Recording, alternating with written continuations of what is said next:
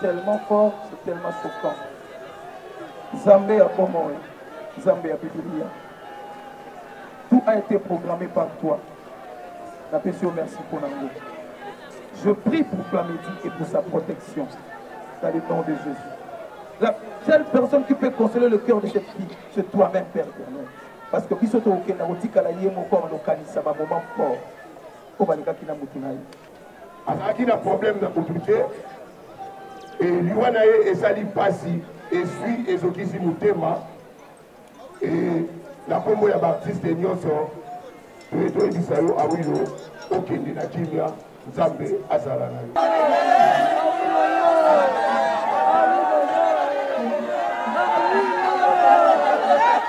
Nous remercions aussi la famille artistique pour les gestes. Nous tenons aussi à remercier l'artiste qui ne nous a pas abandonnés. Notre artiste héritier Watanabe, il nous a assistés. Machiavelli Records Studio. Hey, Bani, Del Sol.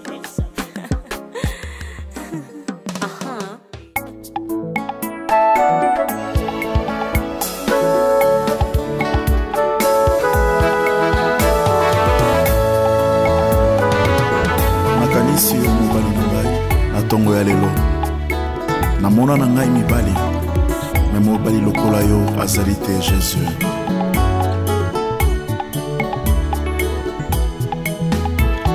Fidèle Jésus, fidèle bolingo na yo na motema ekoti nzoto makila pe mikuwa nalingi kozela pembeni na yo bomosika na yo ezali delufa nalutaki bolingo na mokili mibali basusu bakosikosika bamemaki na mosika na yo nasengi pardon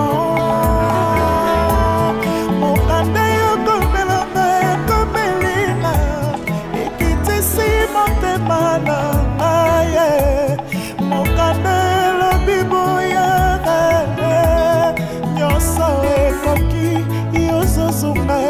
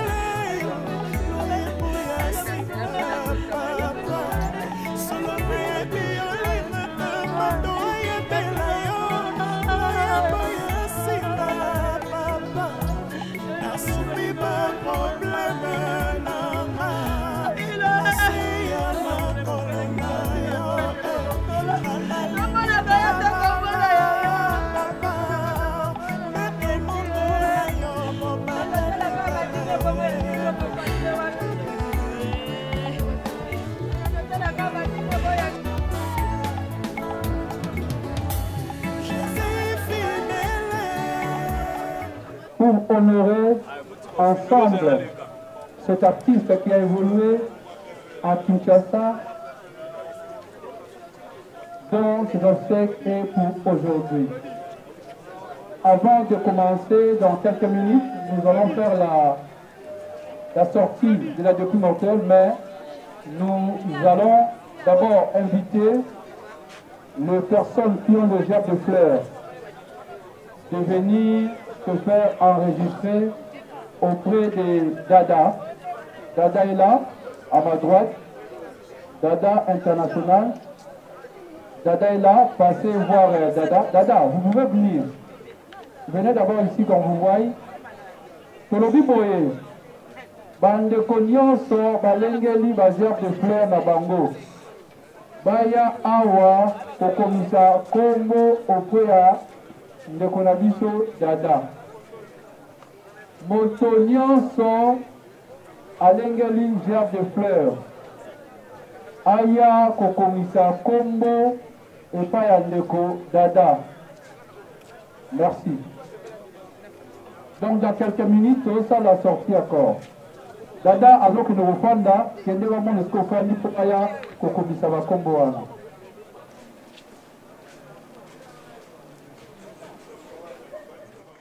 Papa yambi bango bana baye esembolaki papa makasi. Bafandi, papa ebisile ya zoba. Ozo mérité te bofana ndaku nanga parce que ça motema mabe. Tunanga elaxini. Le monde que nous sommes venus, quand tu as quitté ce Dieu, on est le côté.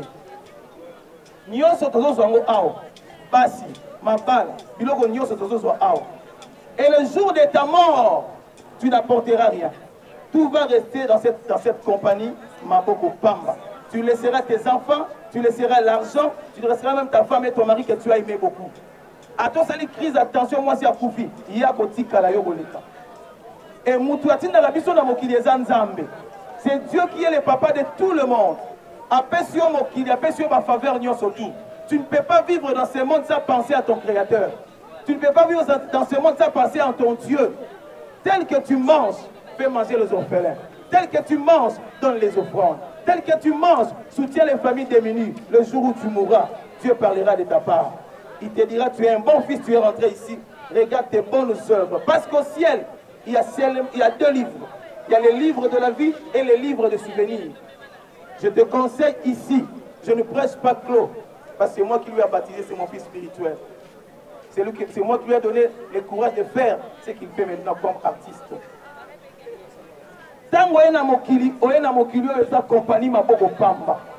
Et ce que moi je regrette, yo mutué na compagnie maboko pamba, mozo boma muninga na yo, ozo ina muninga na yo, ozo na jalousie. Tu ne rentreras avec rien. Tout ce que tu investis restera ici. Tokosa elo kesi tokyo kunda yo. Te mutumo ka okingai. So kinga lobelanga mena bien. Tokosa elo kesi tokyo kunda yo. Mais pourquoi tu es méchant? Pourquoi tu tues les gens? Pourquoi tu es ozo la fétiche? Pourquoi tu es battu? Pourquoi tu es maladie? Et pourtant tu es mon curieux dans la compagnie. Personne n'est rentré avec sa richesse. Je te conseille aujourd'hui.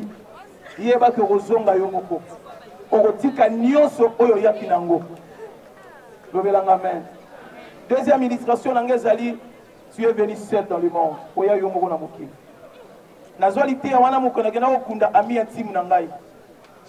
J'avais un seul ami intime. Je suis cimetière. Je suis unique.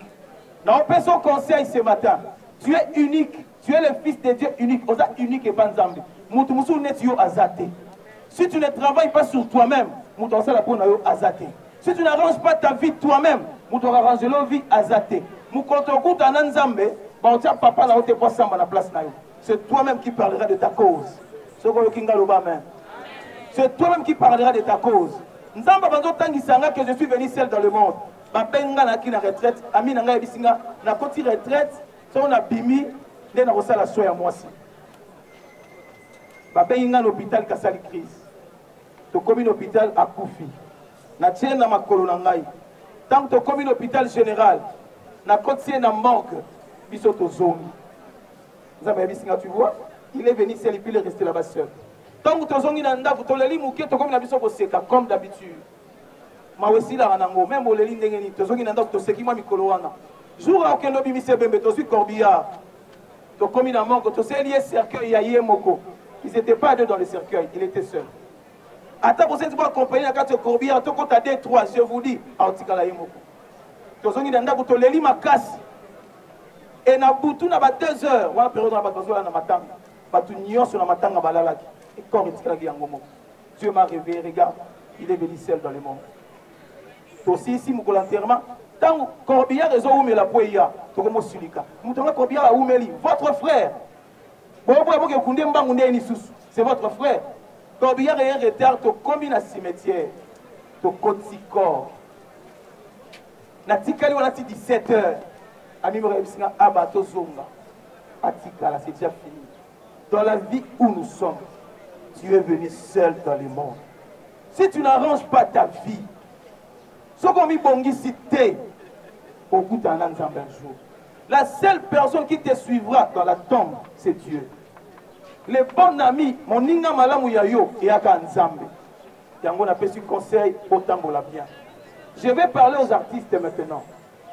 Les artistes, c'est parce que un seul conseil, vous avez charge na bango pour les parents na bango. Vous la bango bongo. Vous avez pas au mari, ça pas de constat non, si c'est un artiste, il est jeune, prenez le temps de le conseiller. Parce que Balanda Bino, d'accord, ça coupe à mani. Il joue bien, il est intelligent. C'est ce payé. Depuis que tu Bino. Dans le Kanzan, on a besoin de nous sauter, mais la tolia n'a pas pour la vie. Conseil. Non, ce sont des jeunes, ils ont besoin de votre conseil. Vous conseillez Bango, vous conseillez Bango, Bakola bien. Parce que Oyoza, la personne il vit jusqu'aujourd'hui, il mange chez lui. Il mange chez lui. Mais notre fils est parti. Des fois, il faut leur conseiller. La pesi binoga toliwana muke boyiba tolie bele ba pesa rabino menga na pesi wana bonzo bango lokola balé qui peut bana boboti na bana posa ba conseil na bino. C'est un peu ça mon exhortation. So c'est pe na ngobete misère ma boko maka. Je vais prier pour la fille que la chérie, sa femme abala qui est na muke matikali na zemi to ressemble la pona ye pour te protéger. On a besoin de l'Ikoumou. Tu bengi moi na moi sikoyo azaki na clos à poussana awa. Voilà, tu sais na bande de presse, vous allez ajouter. Ils ont un moment bino bolinga. Mais vous permettre que va mona. Tous à la boy. Donc on a biso plamedi après quoi ikoboya. S'il vous plaît, bande de presse, tous à la puissance boy. Donc plamedi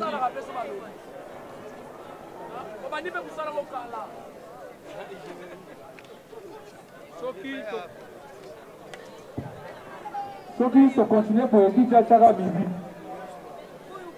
DJ, musique s'il vous plaît. Parce que vous avez caché. Juste la protéger dans la prière. Elle a notre bénédiction là. C'est tellement fort, c'est tellement choquant. Zambé a Bomo, Zambé a Biblia. Tout a été programmé par toi. La personne, merci pour l'amour. Je prie pour Plamedi et pour sa protection. Dans le nom de Jésus. La seule personne qui peut consoler le cœur de cette fille, c'est toi-même, Père éternel. Parce que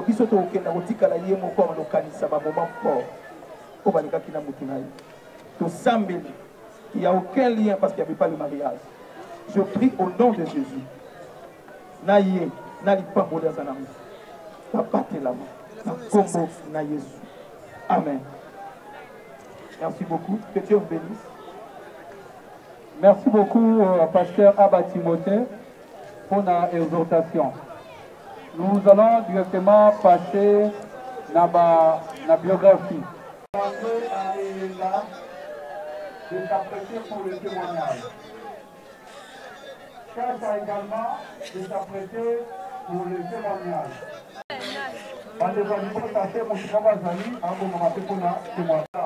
Vous venez faire son témoignage. Et l'arrêt président du groupe Joningo. Oui. Yaoloba, Ebele, Exaté, Binonio Sobo, et puis Passi Auto Zanamo.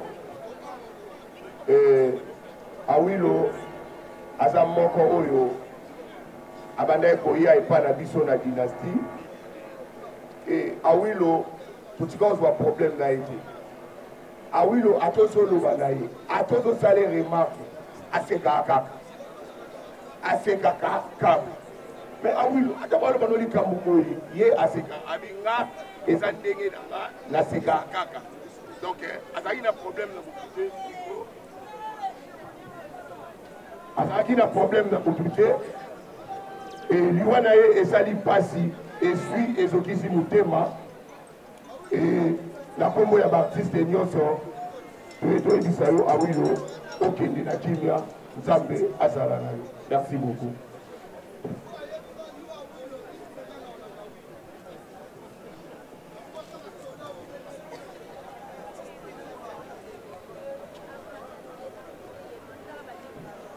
Merci, nous invitons également Chacha.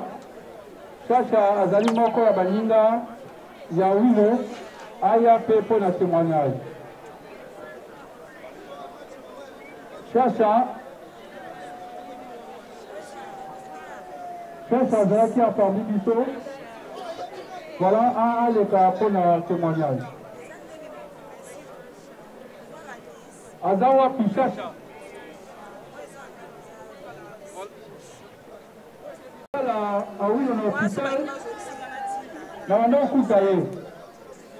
Il était là au chevet de son ami. Azola Nabakaro, à cinquantenaire, pour attendre la guérison de son ami, ils sont ensemble. Sauf qu'il y a un petit problème, que ce soit dans nous, téléphone, CG, Talaboy. Il a témoigné vrai amour. Nous avons fait la démarche chez Bélé. Il m'a accompagné. Il nous a accompagnés. Il y a un moment où vous n'allez pas si bon aller. Mais je vois courage de témoigner pour ton ami. Et nous également, nous vous disons merci. Et le coup au Sali, pour accompagner mon Ninganayo, ce n'est pas donné à tout le monde. C'est mon ami. Merci.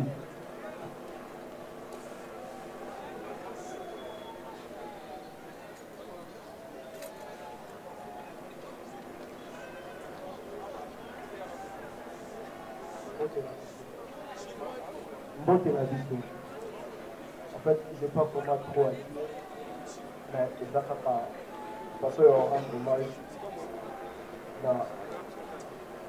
Lui, il n'était pas comme un ami, il était plus qu'un frère pour lui. Donc, ça qui suit à l'issue, par camarade, il a une notion, parmi une notion, par connaissance, il a une notion. Pendant qu'il y a ça, accident, on était là toujours pour lui. Dans la prière, dans la finance. Mais les gars, nous avons besoin de voir dans la mokondi à Pema.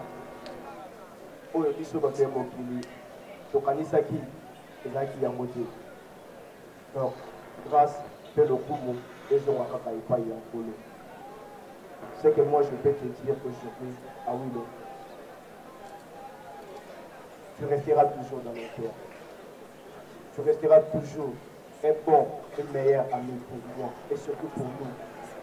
Donc on l'aime.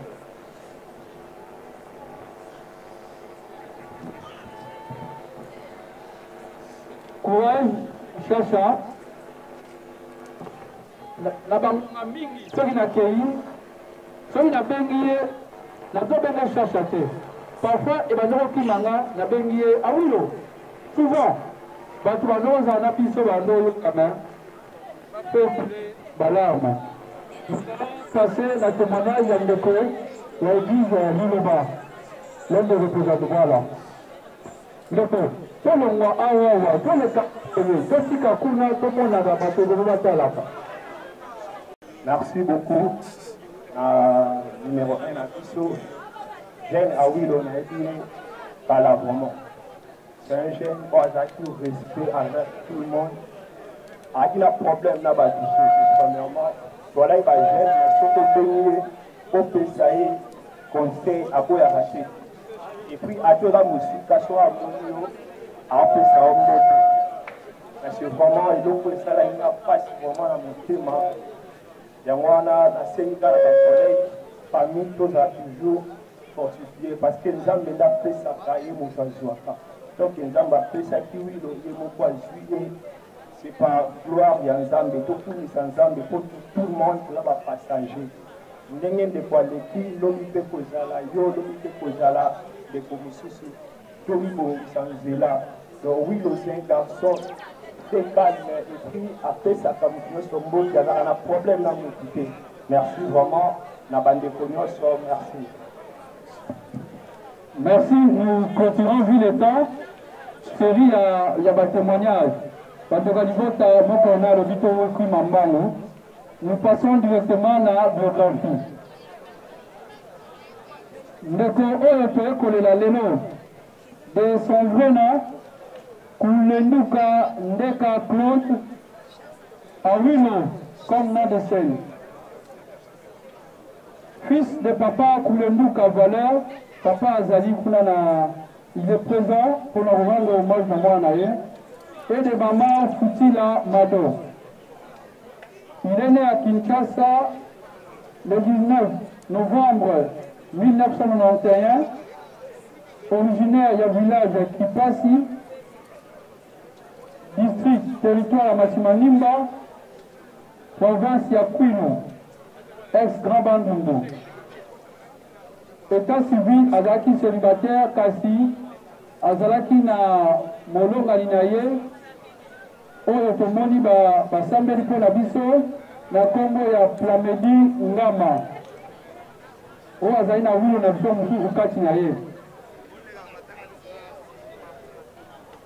Asali kelasi na ye ya primaire na école Isala, pe secondaire na Athénée de Giringiri, esika wapi adekosaki diplôme d'état na ye. Ntango asilisi akei kosala formation technique na INPP. Awilo a eu comme profession artiste comédien. Azalaki artiste comédien. Carrière. Nous passons directement à la filmographie na ye. En ce qui concerne la carrière artistique ya Awilo, abandi mosala kitoko koleka misala nyonso ya mokili oyo tobenga ya dramatique ya théâtre. Abandi yango, merci les artistes bazali awa. Abandi yango na 2012 na groupe Les Stars d'Algérie. Kolonga na groupe Les Stars d'Algérie. Je profite pour présenter ma condoléance Yandeko Géry, Mosika Azali, Abenaginga Nasinga, Alobi CG, Okomisa ma condoléance Nangana Lipota biologique ya Awilo, Nabaninga Nyonso, Ozalina Bango, na Kisasa. Kolonga, na groupe, Les Stars d'Algérie, Asalaki groupe na Yemoko. Na kombo ya groupe Zondik de Char.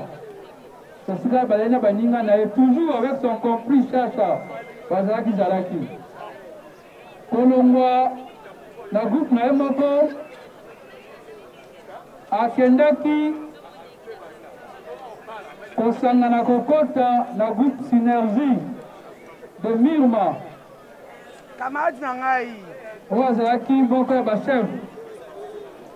Kolongwa na groupe Synergie pour wapi présidente na EP Akala a présenté ma condoléance et à la au four au moulin na quatre organisation.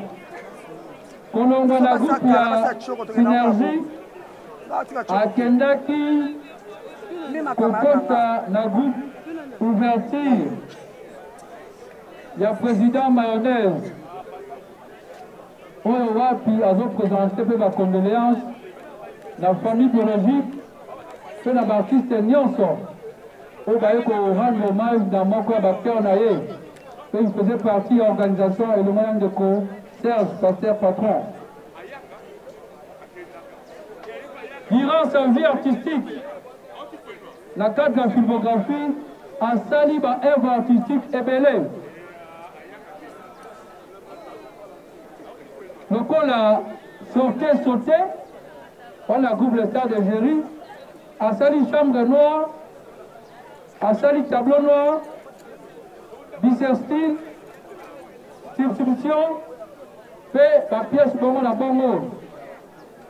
Na groupe Mayo, la mayonnaise, asali bapièce lokola eyinda kaka génération mayoka na bakaka ebele mpe ndenge lolenge wana asali mpe bapièce ebele na groupe synergie ya Mirma wana makambo etali baœuvre oyo ndeko na biso moninga na biso awilo asali na mokili.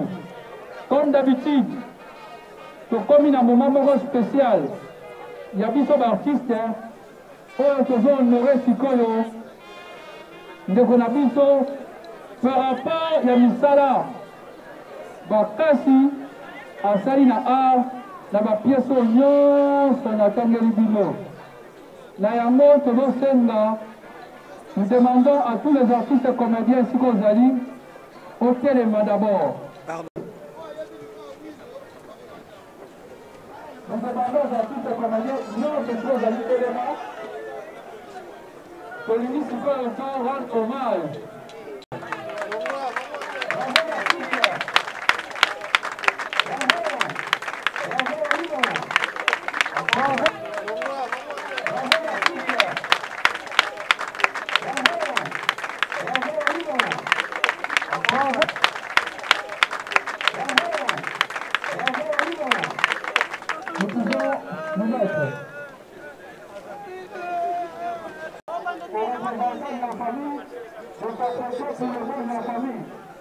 C'est choc jusqu'à aujourd'hui. Nous venons de perdre un enfant qui était vraiment, je ne sais pas comment dire, pour nous. Je sais que c'est Dieu qui donne et c'est lui-même qui retire. Dieu n'a pas de conseiller. Mais la disparition d'Awilo,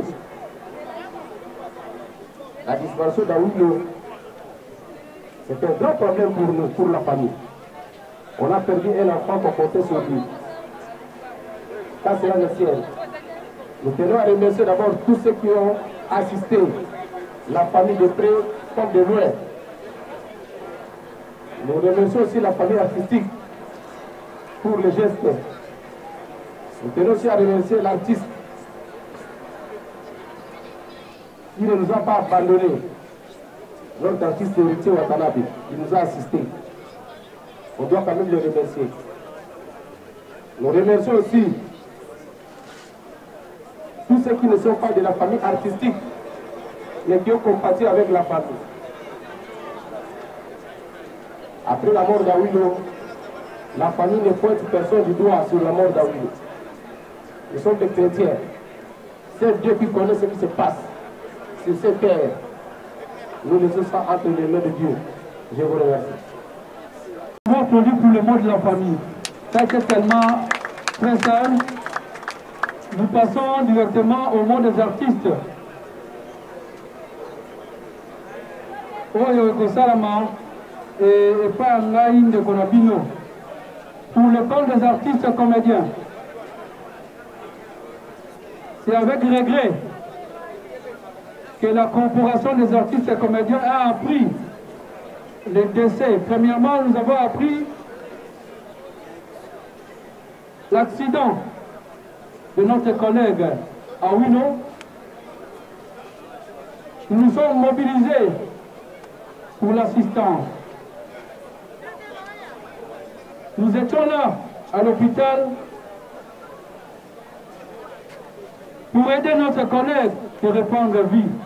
Malheureusement, Dieu en a décidé autrement. Car en date 17 décembre 2022, vers 17h45, notre collègue a connu un accident de circulation et il a été conduit à l'hôpital cinquantenaire où le 23, il a trouvé sa mort. Pour le compte des artistes, nous tenons à remercier premièrement la famille de notre collègue Awilo pour la franche collaboration. Nous remercions également les artistes et comédiens qui ont participé à la collecte pour soutenir les obsèques. Donc les artistes et comédiens qui ont assisté de loin ou de près pour les obsèques de notre frère. Nous remercions également tous les artistes et comédiens ici présents. Bondimi Boye, Botiki ba tournage, Bolobi, Toya Honoré, Yabison Ndeko. Tosengi Nabison Nyonso. Merci. Faites remercier l'artiste Wana Nyonso. Pour remercier également, j'espère que la famille l'a fait, dit également Tonito Bakissa, l'artiste musicien héritier Watanabe, pour sa contribution, d'où il a accepté de payer les frais de hospitalisation. Qui montent vraiment exorbitant.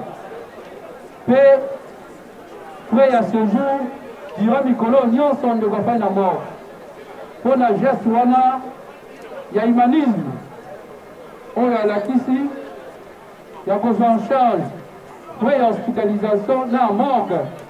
Je sais qu'il y a eu merci. Biso, famille artistique, la famille biologique, pour être au Karamabo côté, pour la salle à obsèque, digne de rang et artiste comédien. Et puis, tu as dit que tu as dit qu'ils étaient songolo pakala. Nous voyons à Nzambe, de quoi que Naki, à Koutaï Nalikama, Matonye son Magara na Nzambe. Biso que tu sais Nalibota, qui m'a zala. Moi, si Nabiso, Atika na Maboko, Yalibota, Tolenge la Flamédie, hein? Tolenge la Flamédie. Azala l'aise, Azala na kimia, Pea kitakitoko malamu, soki pa ozamo na mobali, ndoi ya papata, soki abibi mapasa, eza pe mapete mo mopesi ndoi ya CV, ozaka reconnaissant. Soki ngate, ata papa, Serge, voilà. Voilà, nous passons directement la dépôt de gerbes de fleurs. Tosengi na bande kwa presse. Boyebi, mieux vaut mettre dans la coin.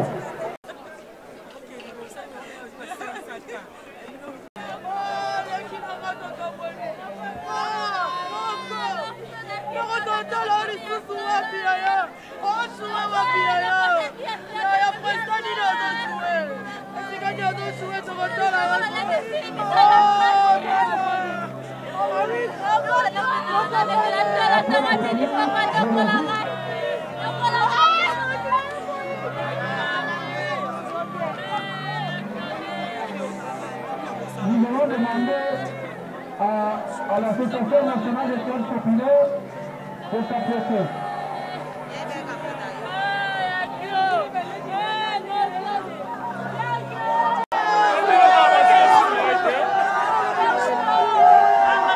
Pour tous les adhérents, on va parler de ça.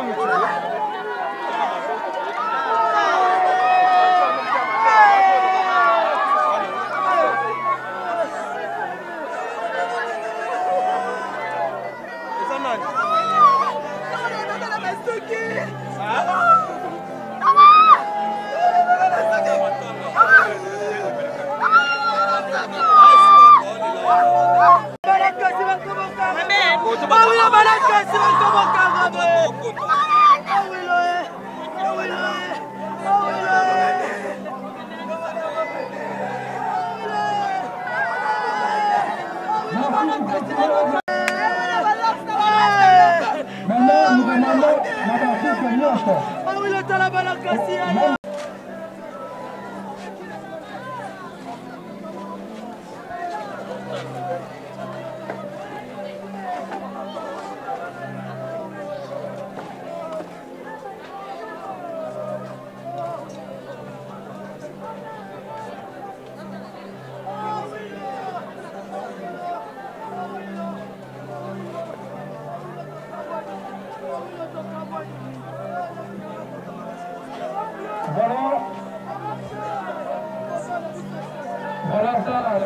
l'ANCPC, qui est l'association nationale de théâtre populaire et cinéma, même avant de poser Jean de Fleur, Christelle, merci d'être là.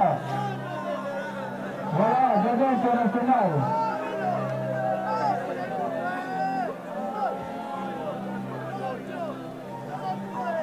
Voilà, là ce sont les artistes comédiens.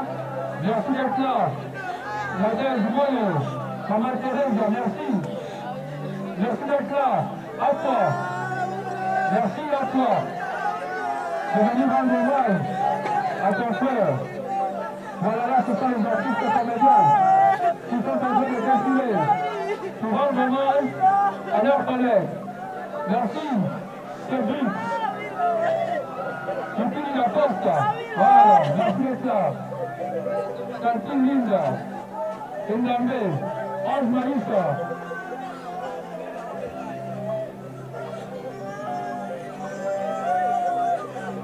Voilà, là, ce sont les artistes comédiens. Merci d'être là quand même. Voilà, là, ce sont les artistes comédiens qui sont en train de défiler pour rendre hommage à leurs collègues. Henri, merci d'être là. Ça, c'est la grande famille des artistes comédiens. Papa Léa, Fanny Kakalea, merci d'être là. Pascal de la chaîne Kakalea TV. Merci. Voilà.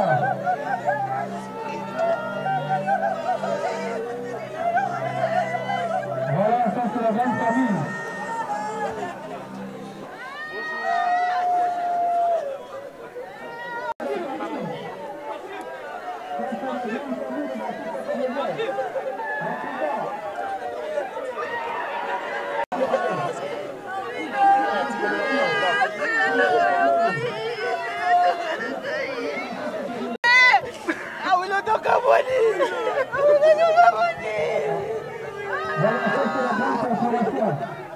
La rivière de l'année, ça c'est la fortune corporation.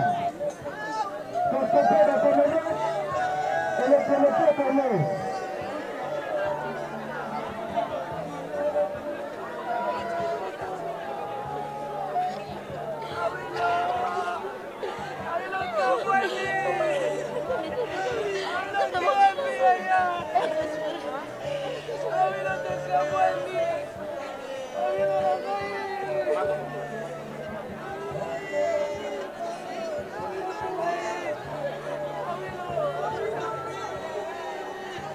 Voilà, merci ce soir d'être là, Pasteur Koba, merci.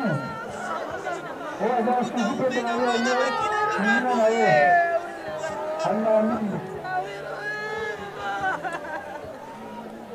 la filiation Milan, la partie Zanus, le groupe qui m'a été représenté. Merci.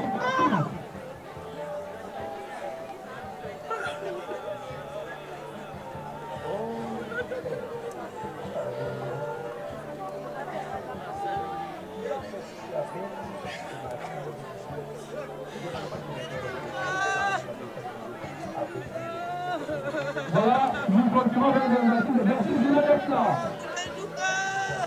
Merci Sacha. Voilà, merci. Merci. Le groupe, le temps de venir représenter. Voilà. Ouverture également. Les artistes comédiens rapidement. Merci Papa Lupumba. Voilà. Merci Jim d'être là. Ça c'est la grande famille des artistes comédiens. Abel, merci d'être là, Abel. Bon, c'est continué alors. Nicolas, merci d'être là. Rapidement.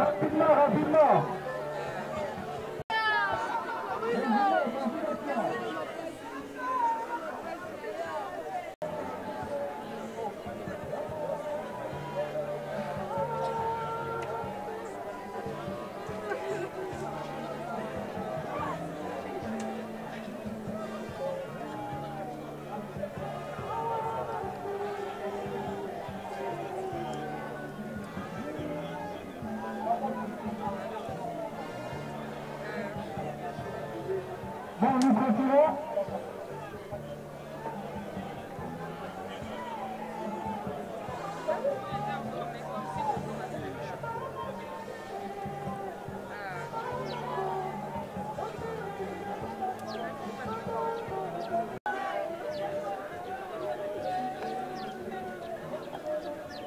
Les artistes, rapidement, s'il vous plaît. 12h30, pas de moi. Merci d'être là, grâce, nous allons.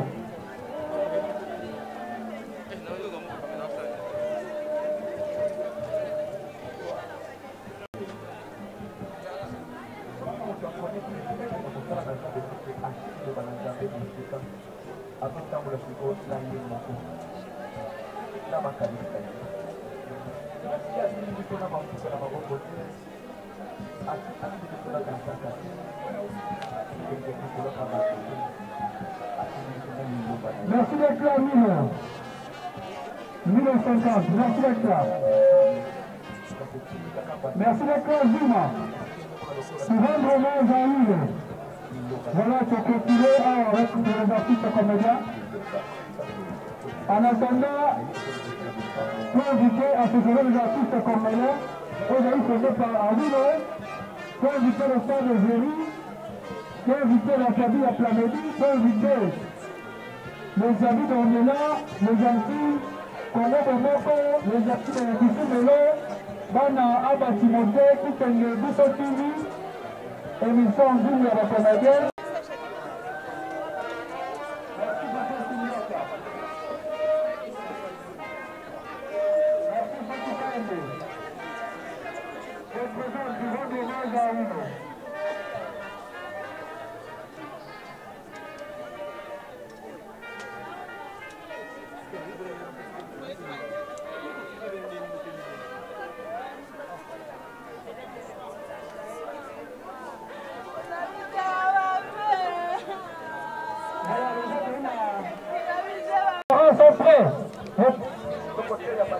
C'est bon?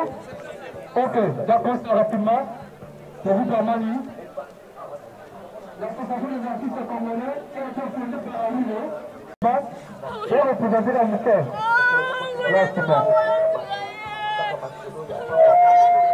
Nous invitons la famille de Plamédie Nana. Plamédie Nana, on est dans les Avilo. Nous sommes en allés, pas les cafés pour la déposer votre fleur. De Plamédie Nana.